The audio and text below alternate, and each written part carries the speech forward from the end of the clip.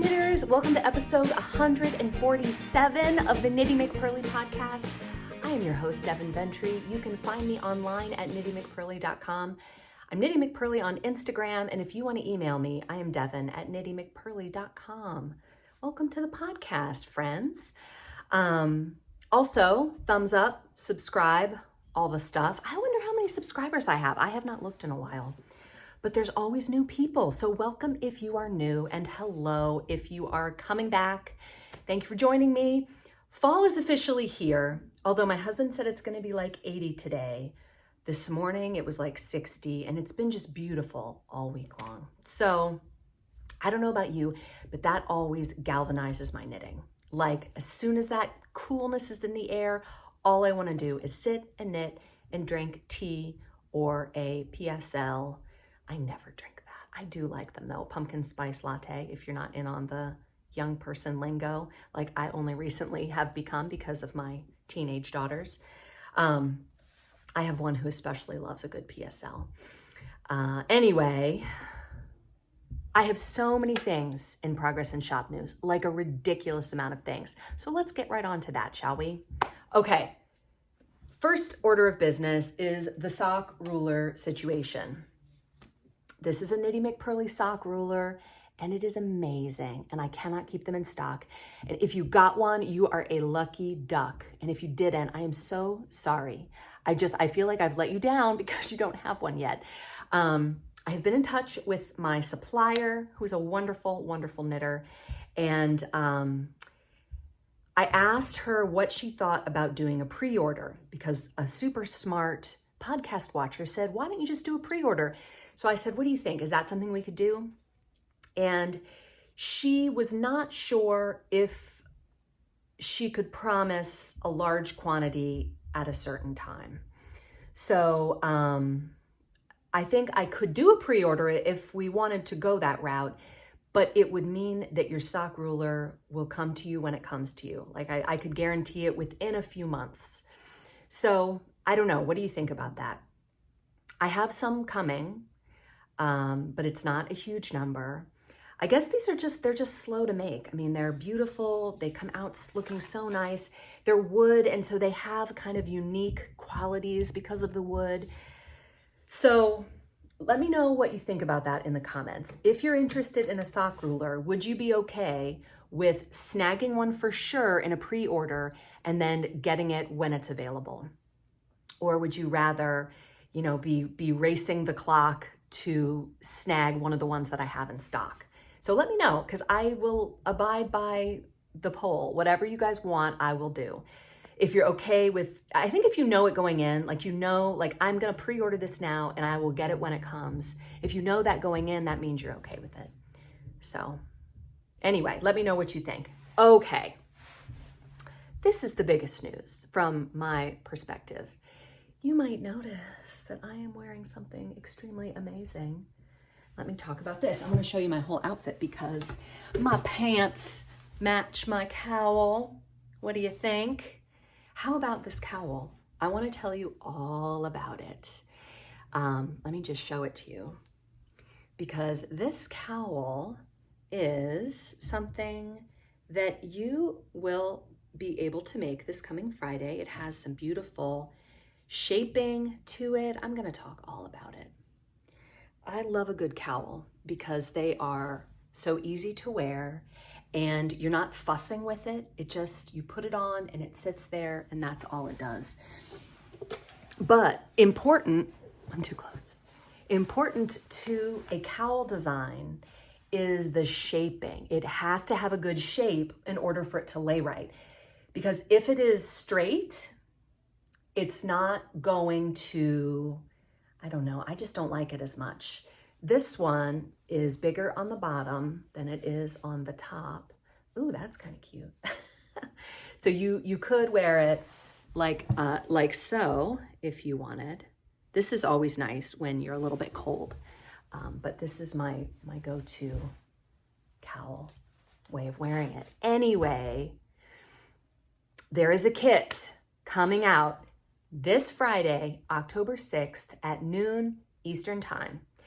And there are so many amazing things in this kit. I just cannot wait to show them to you and tell you all about them, because this kit has been in the making for a very, very long time. Like, from the thought process to the release of the kit, I'd say 6 months.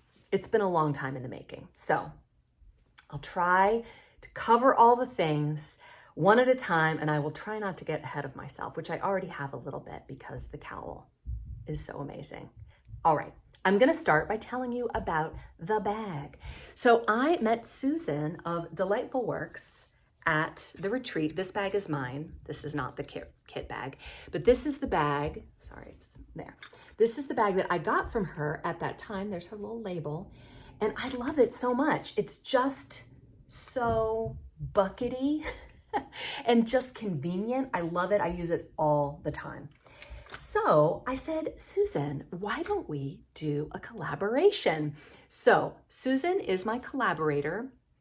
Her business is called Delightful Works. I believe she is on Etsy. Is that true? Yes. Delightful Works on Etsy, Susan Smith. And I said, let's make a bag that's similar to this bucket one. And I chose some beautiful fabric from Spoonflower, and she made just the most amazing bags.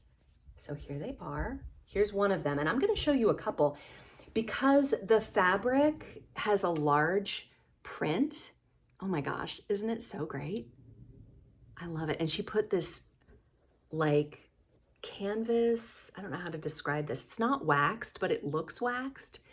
This beautiful canvas bottom on it, and it's got the bucket shape. And there's even a little hook for whatever you want to hook on there, like your keys or whatever. You can hook anything you want to on there. And each bag has one animal. So there were several animals. Here you see the wolf on the one side, and then here's another bag that has on one side the warthog. Oh my gosh, I love it so much. I'm so glad I got one for me. And the wolf on the other side. Isn't it so pretty? And then this one has, oh yeah, I'm glad I brought this one up because it has different animals. This one has a fox and a deer and a bear. So they're all a little bit different because of the way that the pattern fell. But this bag is a part of the kit, and it has a beautiful pattern on the inside. What else did I want to say about that? Yeah, so when I first met Susan, she came up to me at the retreat, and she was wearing a bulky weight sweater, and she said, this is a hat kit that I bought from you. And I was like, but it's a sweater. Like, what? How? So she had added in some other yarn, and she basically just made this amazing bulky sweater. If I can find a picture, I feel like I got a picture of her wearing the sweater, and I was like, we have to take a picture of this because it is just super cool. And so I knew that she was super creative and could make something beautiful out of something that shouldn't be enough. And so I'm so glad I've done this collaboration with her. I think that these bags turned out amazing. I love them. I'm so excited that I got one for me too. Yay. So that is one part of the kit. And the second part of the kit is this cow pattern. Now, when I first designed this thing, I first started designing it, and I'm going to talk about the yarn in a minute, because this is a whole new base to the Knitty McPurly repertoire. It is just so cool. I'll start by talking about the pattern. So when I first started designing it, I went a little patterny, like it had lace and it had bobbles. And I was like, this yarn is such a superstar that I'm just going to design a very, very simple cowl. So this cowl pattern is basically a rib with a mix of increases and decreases to create the shape because of the yarn. Oh my gosh. You guys, I have to tell you about this new base. So this is Dresden DK, which is 90% baby Surrey alpaca and 10% silk. So it is essentially, it's like a regular Surrey silk, but instead of being a lace weight / fingering weight, it is a DK weight. Let me see if I can just pull a strand out of there so that you can, oh, we'll use this tie here so you can kind of see. It is ultra fluff. Here, I'm just gonna unwind it. It's like if you had one of those little fluffy kittens and you were just snuggling it. That is what this yarn is like. It is so fluffy. And after you dye it, it tends to, stick together a little bit. But there you go. Look at that. So it's like it's basically a Surrey alpaca. That's 2 strands. It's like a Surrey silk, but instead of being a fingering weight, it is a DK weight. It has so much fluff, and it is a dream. Charlotte just keeps coming up and touching it. She's like, I want my whole bed to be made out of this. It is so incredibly soft. And it's like nothing I have ever seen before. I have not seen yarn like this before. And so when it came across my radar, I was like, I have got to have that. Now it is special, and it's a little bit more expensive.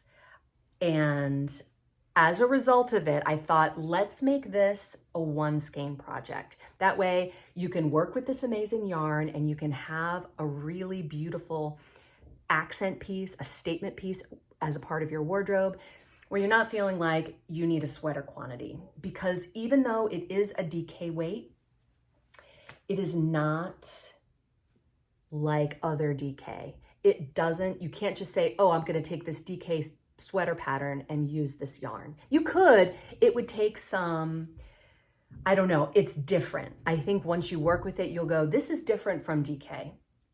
So I get so excited. I'm going all over, but hopefully I will cover everything that I want to. Yeah, it's the same 246 yards per 100 gram skein. In addition to being a little bit more expensive, it's also a little bit harder to dye because it soaks up all the water. So lifting it, it's like 50 pounds. It is so, so heavy. But it's been really fun. I have really loved working with it. What else did I want to say about it? Oh, so I only have it in 3 colors. And you might say, well, what colors are those, Devin? Those are not colors that are a part of your normal Knitty McPurly empire of colors. No, they are not. These are new colors for fall. I have not put them as a part of all of my other colors yet. I haven't decided if I will. I feel like I should because they are amazing. I have called this color Dusty because it's kind of a dusty rose. It's kind of a rose gold, dusty color. And this one is called Fields of Gold because that's like an amazing song. I just love that song. But they're just beautiful fall colors, aren't they? Oh my gosh, I love them so much. Now, I also have this other color that I kind of made by mistake. It's not dusty, it's different, and it has a little bit of a speckle in it. So this one is kind of a mistake color, but I'll also have these up. This one is called Straw, and I don't have very many of them because it was kind of a one-pot wonder, but it turned out really good too. So I will have the cowl pattern for sale outside of the kit. I'll have a couple skeins of the yarn outside the kit and the balm, which I haven't talked about yet, but there's going to be balm in the kit too. It's kind of amazing. I am miraculously hot right now. I've been cold all morning, but when I get excited, I tend to warm up. So anyway, all of this is going to be available on Friday. The cowl pattern, the yarn, the kit, the balm. It's going to be a big day. I'm excited about it. It's just awesome. This yarn is just a dream for me.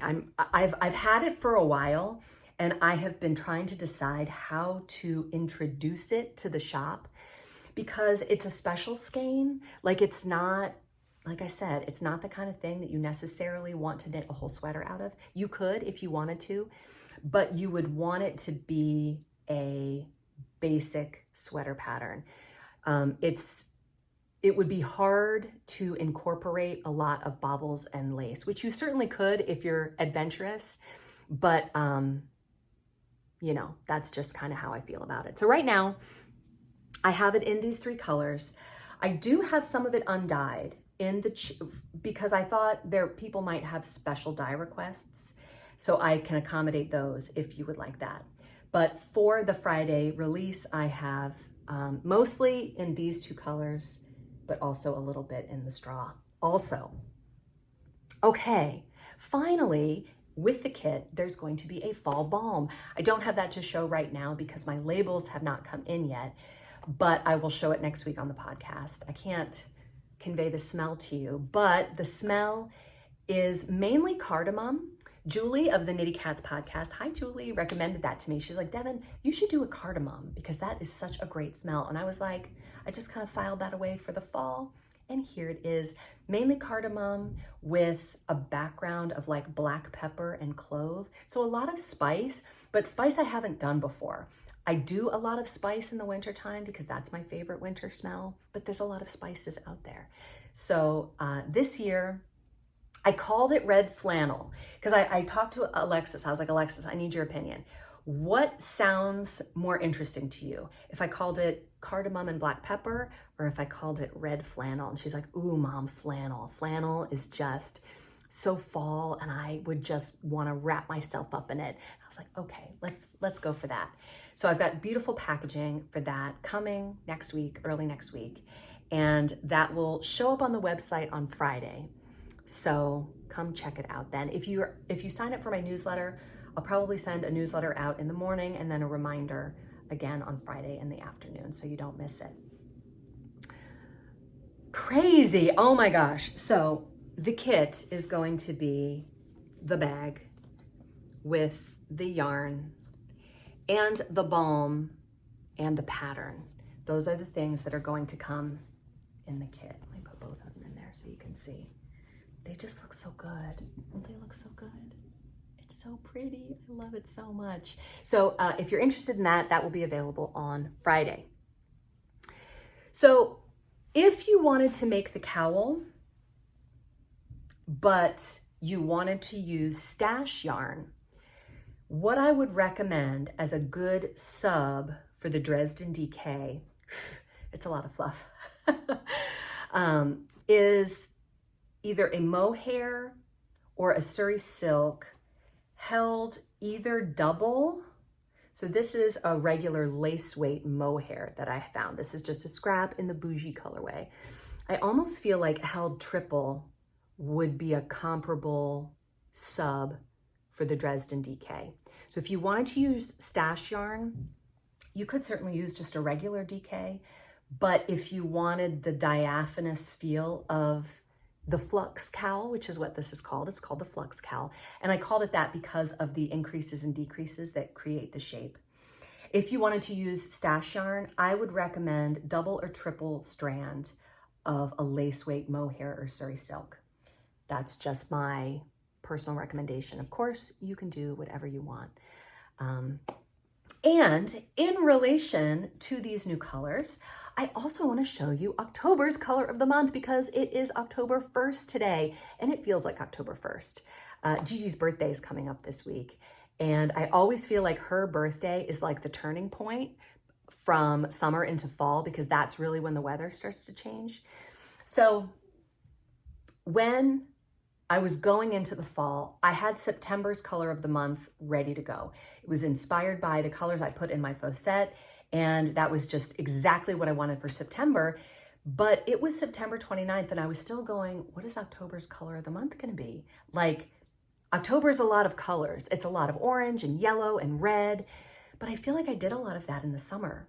So I thought, what am I going to do for October? Well, I thought, why don't I take some inspiration from these new Dresden DK colors and make a color of the month based on that.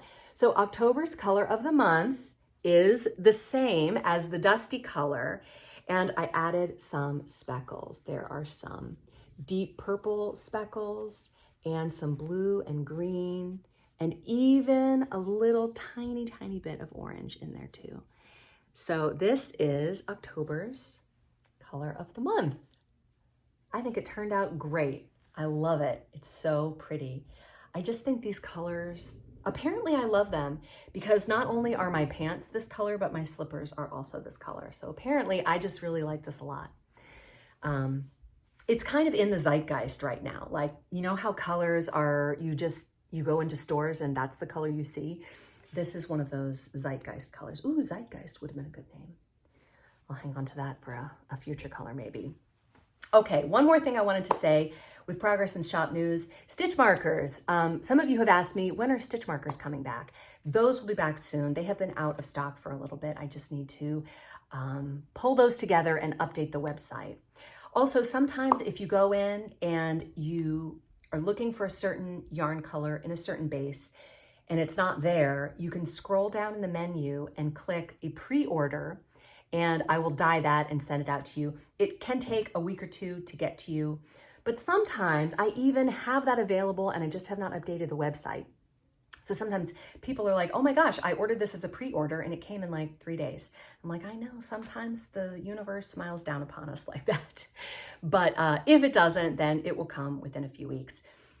All right, one other thing I wanted to share with you in my progress and shop news is that yesterday, because I finally finished working on this. I have been working on this in the background and I couldn't talk about it. So I'm so excited to share it with you and to show it to you and to pick up a new project. That was really great. So I started working on my blanket from Attic 24 that Julie of the Knitty Cats podcast talked me into buying.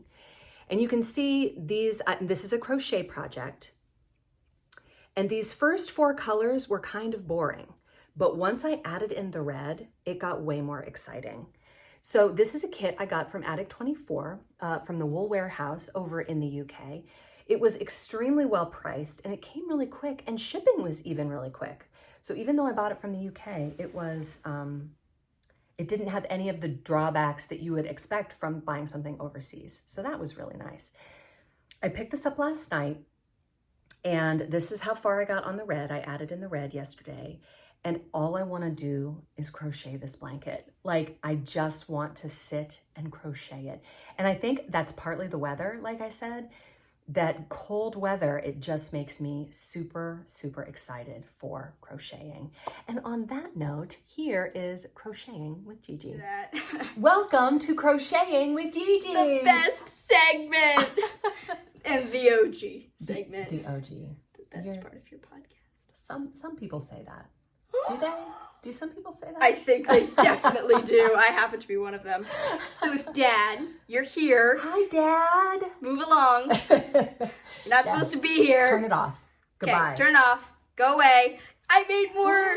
There's another row. Look how much. It's about the size of a regular blanket, but Dad always wants his feet covered. So I have like 4 more squares to make, and I already have 2 done. Oh, nice. No. You're almost done. So I think I'm gonna make it way longer than it has to be, just because like you want to cover your feet, you want it to come all the way up. I think we should do a test run where I like take a nap with it, and then we'll see. Because Dad and I are pretty close to the same height.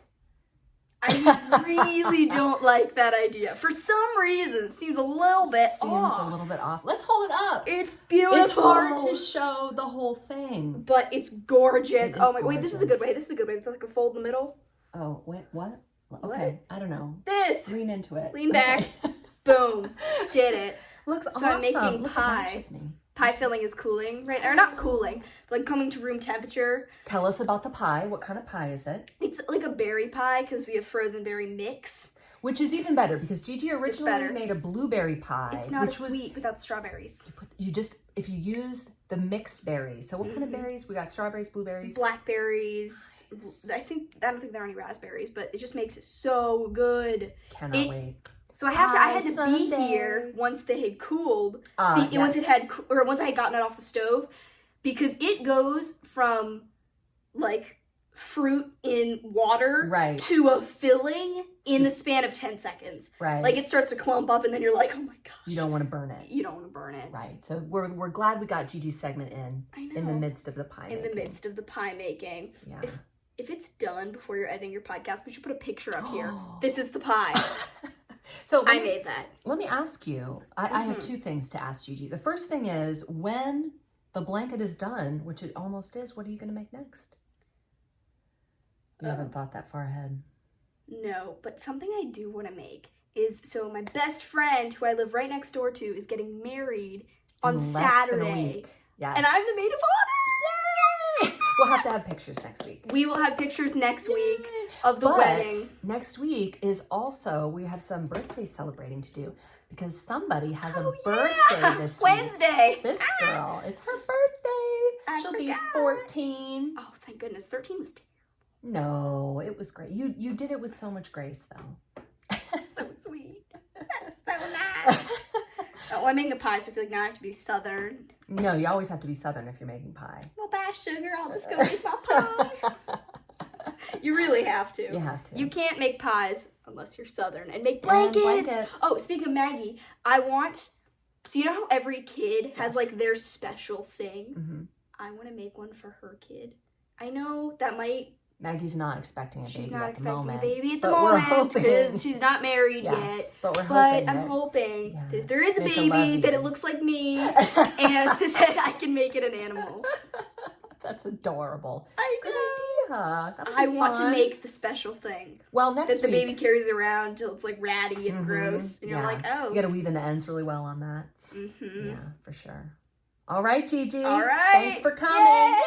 Yay! I don't have a Charlotte Shows Off segment this week because she has not worked on her Africa, South America creation. I'm not sure if she's going to want to bind that off or if we're going to move on to something different and she's going to do more never-ending lines. We'll see. However, Alexis has been very busy. Alexis is my oldest daughter, who is 17, and she crochets all of these girls crochet more than they knit. You know, Gigi, I showed the potato is crocheted, but this little creature that I showed a while back, that she knit, the derpy frog princess. But Alexis has been busy making things with no pattern, as she always does. She crocheted this cow. He has red boots on. Isn't he adorable? She just made him ex nihilo, you know, from her mind. Oh, funny story.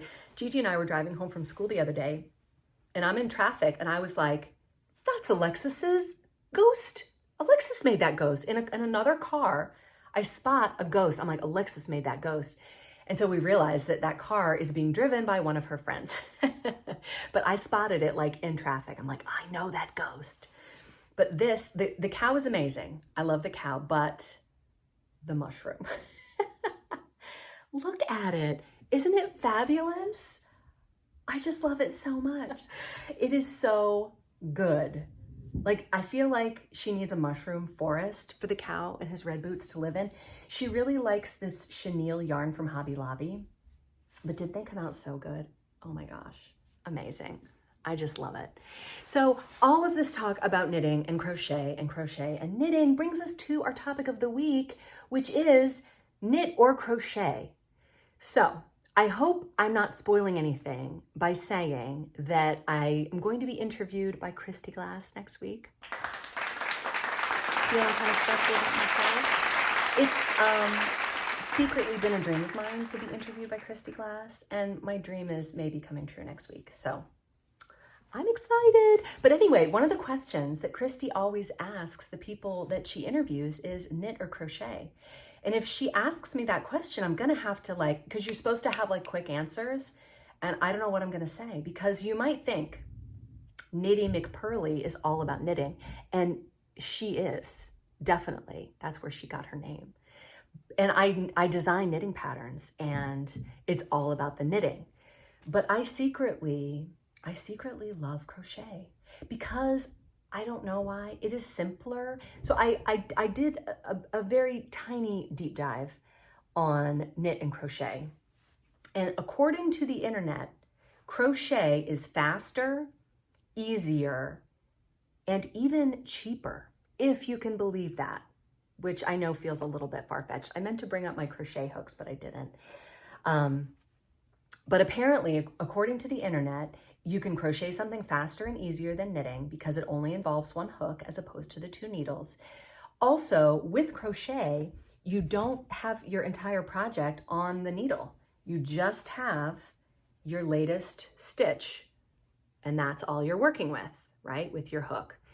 So also, even the supplies are cheaper with crochet.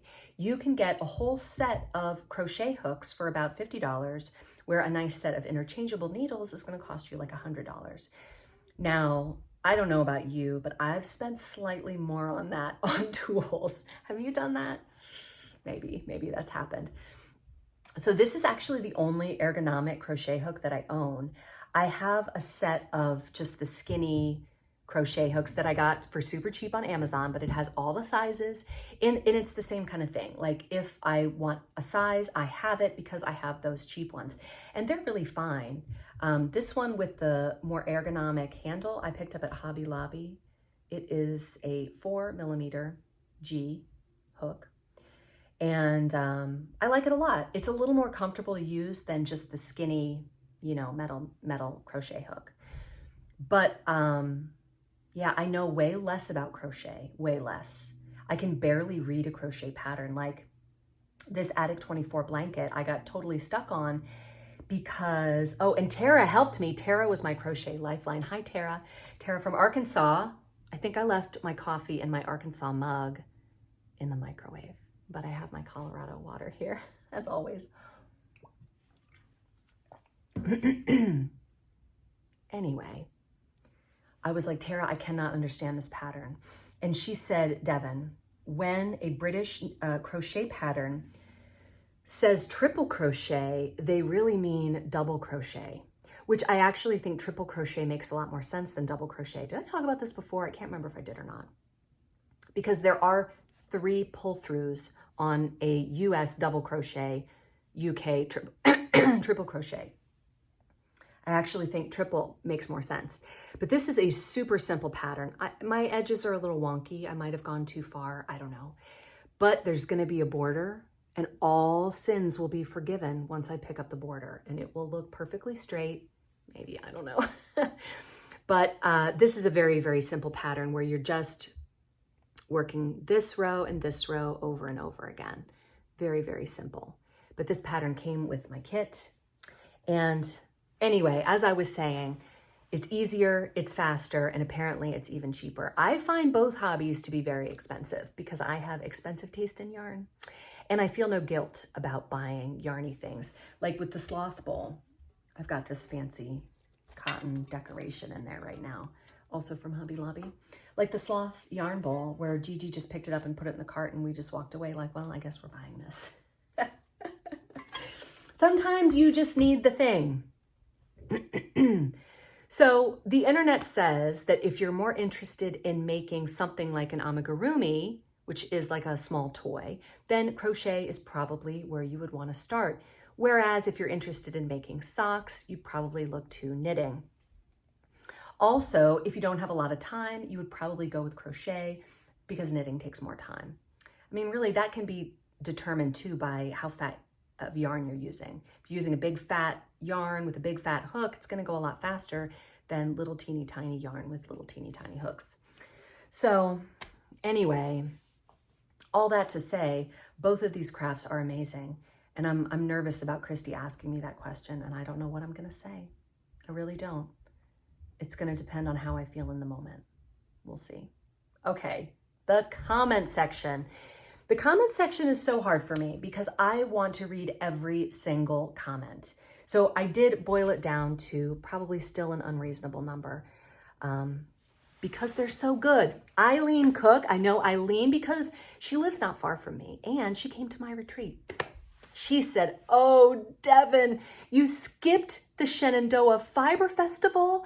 My heart went pitter-patter as I drove into the parking field, and oh, did I have fun, fun, fun as I visited so many vendors and was inspired by projects, yarn, and other goodies. There is nothing like purchasing a sweater's quantity of yarn and then to be able to go over to the button booth to get just the perfect vintage buttons. I came home with many treasures. Was it raining? Yes, but I felt like a little kid wanting to jump into all the puddles because of the drought we've just had. I restrained myself, but I did have a waterproof backpack, rain slicker, and muck boots. I certainly felt bad for vendors that the rain kept many people away. Well, geez, Eileen, nothing like making me feel bad about missing it. And the button lady, you guys, the button lady is amazing. She does not have a website. You cannot find her online. She comes to yarn festivals in this area and maybe other areas. I don't know. I don't even know what she's called.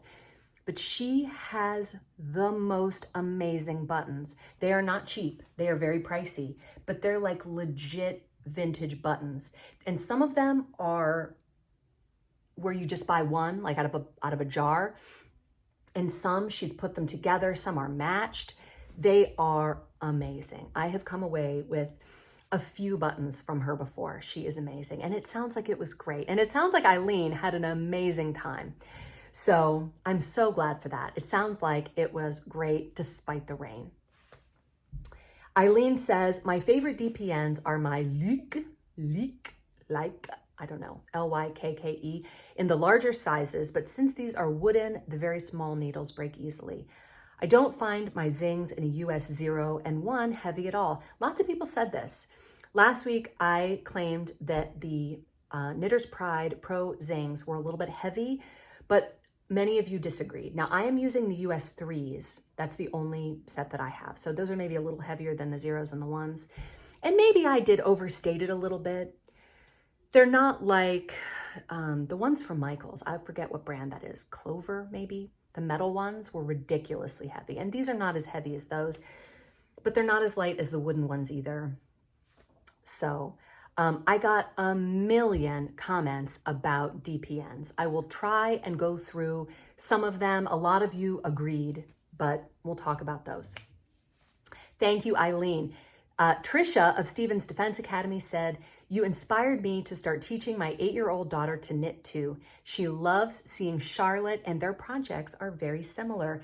Africa, South America shaped scarves must be so popular with young girls these days. I love it. It can happen for so many reasons, why suddenly you just have more and more stitches. I'm not sure what happened with Charlotte's, but whatever, we're just leaning into it. Lisa M says, Knit Picks wood needles are also made by Knitter's Pride. So fun to watch you and your girls together on the show. That's a good tip about the Knit Picks and Knitter's Pride needles being the same. Many people mentioned that their wooden needles would break. The only time I've ever had a needle break is when it was those cheap Chinese ones, and only when they were really thin, like the really thin size 0s and 1s of the cheap wooden needles, I would have those break. But the wooden Knitter's Pride, I don't think I've ever had those break. Sandra said, I have tried so many brands of DPNs. Hands down, ChowGoo are my very favorites. Just ordered a second set of the 6-inch smaller sizes because I love to knit socks. Good to know. I have not tried those, as I mentioned last time. I didn't even know if they made them because I always go ChowGoo because I love that red cord. But apparently a lot of you like their double points also. But people had favorites all across the board. Oak and Wool said, I love my Knitter's Pride Pro Zings and I don't find them heavy and they don't fall for my projects. I stopped buying wooden DPNs because they break. I guess it depends on, you know, how hard you are on them or if you drop them and leave them places. I'm kind of accident prone, so I'm surprised I haven't broken any and other people have. I don't know, that's weird. Donna Sillery said, I love your podcast and your daughters. I love signature DPNs. However, they are pricey. They are lightweight and I got the pointy ones. Now I've known about signature DPNs for a while and I haven't looked at the price of them recently.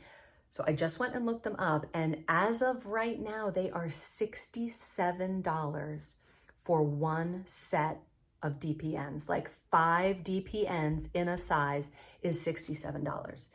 So at triple the price of what I consider to be pricey DPNs, these would have to be amazing for me to try them. It's just too rich for my blood, I think. I do use DPNs a lot. but I would have to, I don't know. I also lose them too readily. Like I'm too much of a loser to have things that cost that much. Because if I lost one, I would just be beside myself. So anyway, if that's your thing, like if you knit socks and you're always using the same size of DPNs and you don't lose stuff, then by all means, go invest in that and use them and love them, and that'd be great. But for me at this point, it's not a good mix. Okay, Christina says, what? Dad knows about the blanket, but you spelled it. How did he figure it out? She says, I'm so excited about the Audrey knit along coming up. I just finished the Diggory in Fontaine. Oh my gosh, I need to see that. Please send me a picture. It still is too hot here for fall. Fingers crossed that it cools down and rains. Your daughters were adorable as always. I switched DPNs. They are all 6 to 8 inches long, and that's good too. 6 inches is a great length. I have some that are 5, and that's a little bit short. I have wood from Knit Picks and really old metal. I knit much looser with the wood because I'm afraid to break them. I do have that cheap set of bamboo from Amazon that I never use just in case, just like me. Thank you for your comparisons. I do need some sizes that I don't already own. Elaine from the UK, hi Elaine, says, love that Dad watches the podcast. He cares about his family. That is really sweet. I agree. I think wool must have been more prevalent here in the UK, for as a child, I can't remember any garment that was knitted for me that was not knitted in wool. This includes the uniform cardigan for my junior school, as well as weekend sweaters, hats, gloves, and scarves. Certainly, when I started knitting at school in the 60s, I was knitting with wool. I love that they used to teach knitting in school. I think it's super a bummer that they don't anymore. It's not until the 70s that I remember knitting with any man-made yarns. I much prefer to knit with natural fibers, but sometimes when gifting baby knits, will consider a mix, which is machine washable. That's how I feel. And this is acrylic, my blanket from the Wool Warehouse, ironically. And so it's not, it's acrylic. It's not as good as wool. Like I feel like it's a lesser yarn, but at the same time, it is destined for a dorm room where it's going to get stuff spilled on it and it's going to get chucked in the wash and it needs to be kind of hard wearing. So, all right. Denise said, Devin, thank you for another uplifting and fun podcast full of happiness and laughter. Your daughters are so delightful, and I see so many of your characteristics in them. That is true. Gigi is my mini-me, for sure.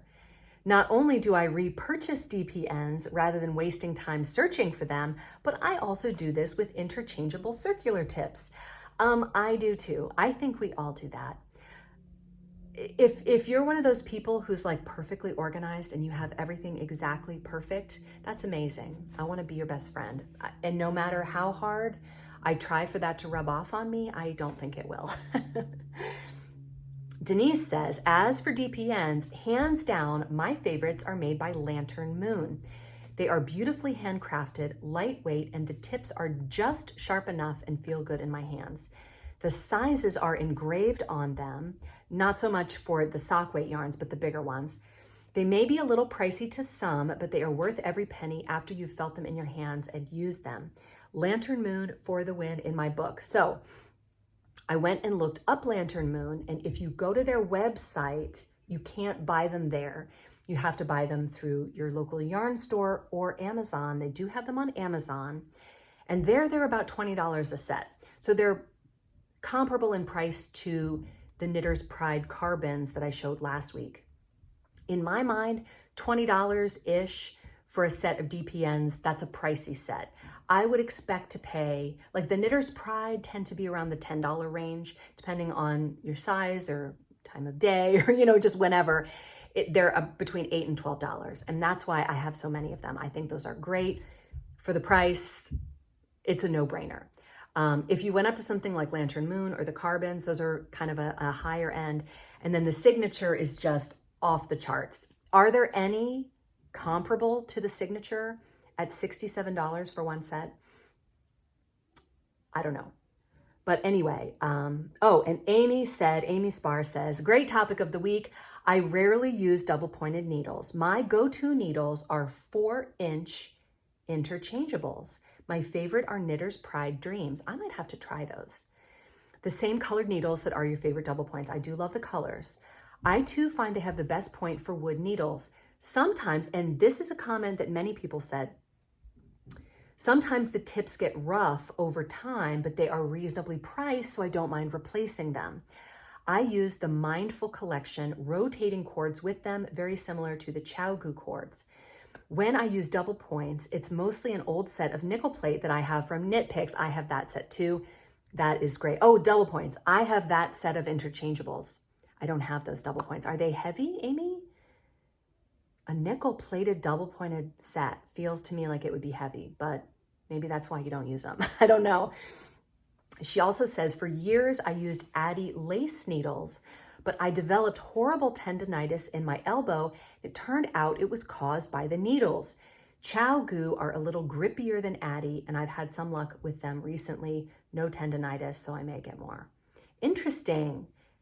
A link between the needles you're using and tendonitis. Gosh, that would be hard to determine, like to say this is what's causing it. But I'm glad you did, because that's just crazy talk. All right, knitting fantasies.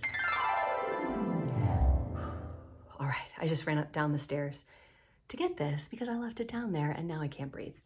All right, so this was in my house and so it's gotten some stuff on it, but the Knit Picks catalog came yesterday and I thought that it was super, super beautiful. I just like to look at it. Like whenever it comes, my family's like, ooh, Mom, the Knit Picks catalog came. And I've almost never order anything from Knit Picks, but they had some patterns in there that I wanted to show you because I just thought they looked so fall and it just seemed so appropriate to what we've been talking about. So we have a couple of pumpkins here. These ones have cables. And if you're interested in any of these Knit Picks patterns, I'll link them below if I can find them on the internet. But this is called Hello Gorgeous, get it? And then here we have a pumpkin. Oh, it's a dishcloth. That's cute. What's that made with? Probably cotton. So they have made it out of a cotton linen blend. And this is Wool of the Andes. And then look at this hat with the pumpkins. Isn't that so cute? Alexis would love that. It's called Carving Good. And then if you're interested in the grosser aspects of Halloween, you can knit a bowl full of eyeballs, if that's your thing. And we have some ghost socks. Oh my gosh, Alexis would love those. Is there one more thing? Oh yeah, there's some little candy corn hats. And, oh, a mug rug coaster with a pumpkin on it. That's really cute. And some more pumpkins. These ones have like a rib. Now this looks really impractical to me because this I think is a dishcloth, but that would be annoying with all of those floats. So I don't know that I would advocate for that one.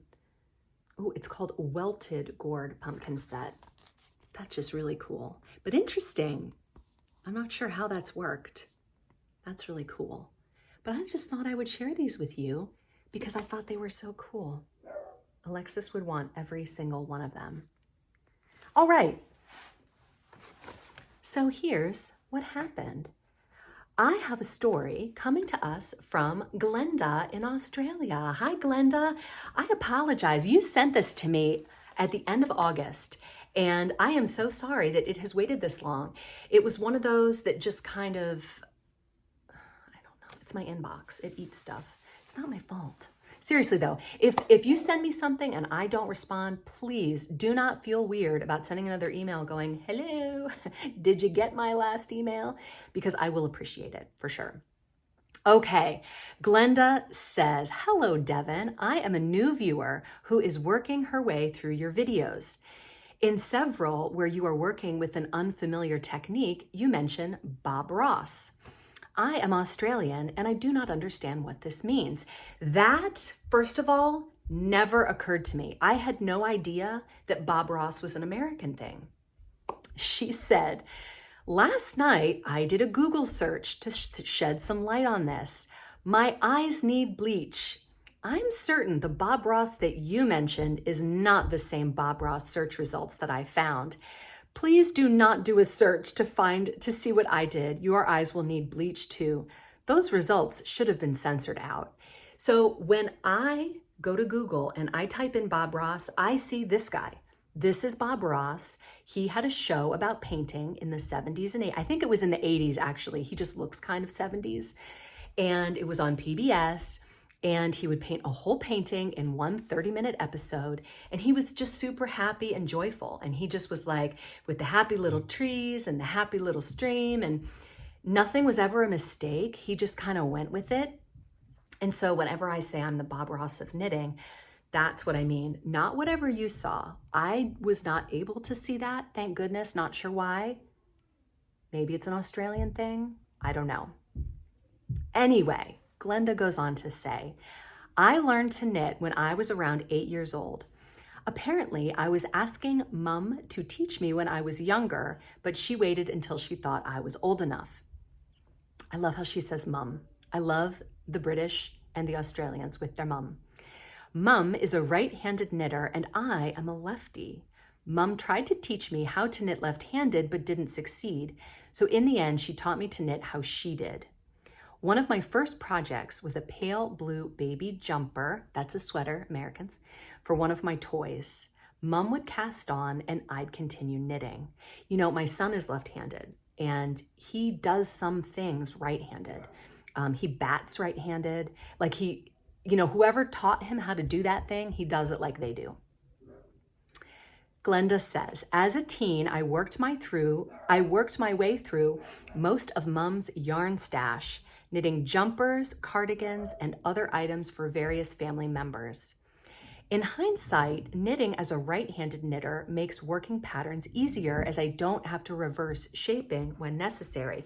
I would imagine. It's like playing a guitar. It's a big difference if you play it left-handed. She says, I don't hold my needles or wrap my yarn as Mum does. I developed my own style that worked, despite some knowledgeable older ladies telling me that I knit wrong in my late teens. Can you imagine? Who goes up to a teenager and says, you're doing that wrong? Oh my goodness. Imagine my delight when an older German lady that I used to knit with told me that I was knitting in her German style. I knit English style, but held one of my needles with my leg. I don't know what that is. I think it was a lefty thing. I also have quite the throw to wrap my yarn. Mom also knit English, but holds her needles from underneath and does this finger waving thing to wrap her yarn. I would have guessed that German knitting was continental knitting, but it doesn't sound like it is.